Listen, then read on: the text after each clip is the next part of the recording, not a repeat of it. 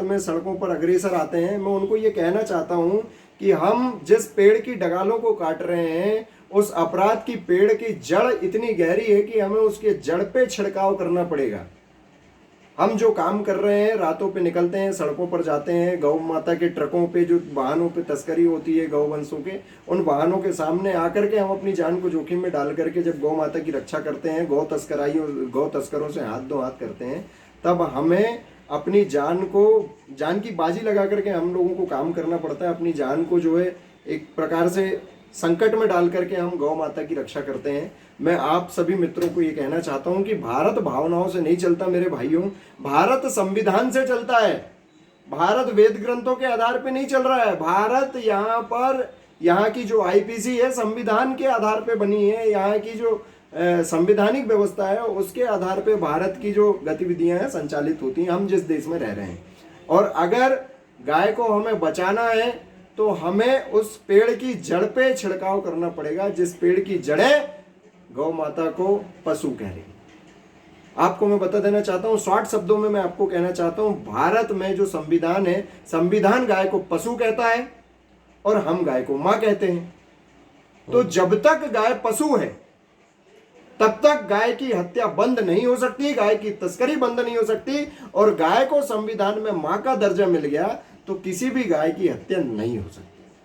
हमें और आपको गौ रक्षा करने के लिए सड़कों पे जाने की जरूरत नहीं है।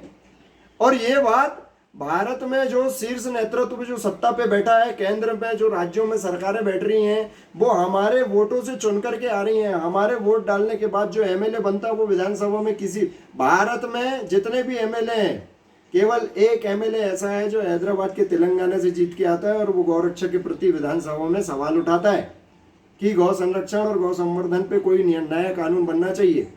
पर दुर्भाग्य हमारे 28-29 राज्यों में हम जिन एमएलए को चुनकर लाते हैं, जिन सांसदों को हम चुनकर के लाते हैं, अभी मैं मध्य प्रदेश का रहने वाला, मध्य प्रदेश में 52 जिलों के जितने भी विधायक है, कोई एक विधायक बताया मध्य प्रदेश का कि जो गौ माता की रक्षा के लिए वल्लभ भवन में भोपाल में सवाल उठाता हो? कोई नहीं उठाता। वो राम और गौ माता के नाम से आपसे वोट लेने आ जाएंगे, पर कोई भी सांसद बन के जाने के बाद में लोकसभा में भी सवाल नहीं उठाता।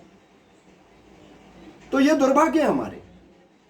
और भारत में मैंने आपको बता दिया, जब तक किसी भी राज्य में संवैधानिक संशोधन नहीं होगा, जब तक राज्य की आईपीसी उसको गौरक्षा के लिए बाध्य नहीं करेगी, तब तक गौरक्षा नहीं हो पाएगी। मेरे भाइयों, मैं आप सब लोगों को कहना चाहता हूं कि ये बात विधायक भी जान रहा है, ये बात सांसद भी जान रहा है, ये बात मंत्री भी जान रहा है, मुख्यमंत्री भी जान रहा है कि गाय की निर्यात के बगैर भारत की अर्थव्यवस्था का संचार नहीं हो सकता अच्छे ढंग से।